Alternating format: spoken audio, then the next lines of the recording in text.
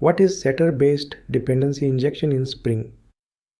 Setter-based dependency injection is a technique where Spring injects a dependency by calling a setter method on your class, instead of passing the dependency through the constructor.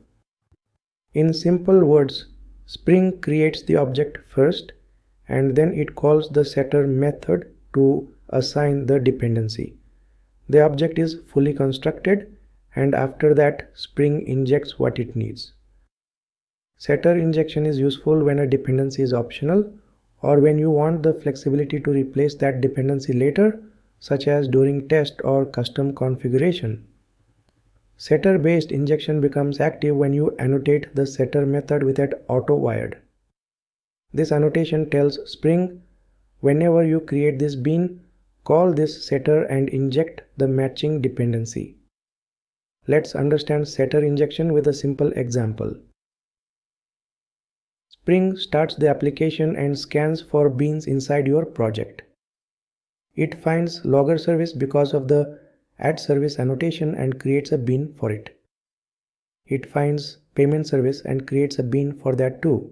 But now Spring notices there is a setter method annotated with add auto-wired. Spring looks at the parameter type of that setter method, finds a matching bean in the container, and injects logger service by calling set logger service automatically. This is setter-based dependency injection. Spring constructs the object first and injects the dependency second. Now here is the clean interview summary you can give directly. Setter-based dependency injection injects dependencies through a setter method. Spring creates the bean first and then uses add auto-wired on the setter to inject the required dependency.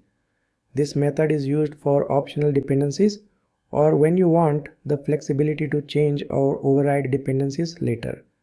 Constructor injection is mandatory, but setter injection is flexible.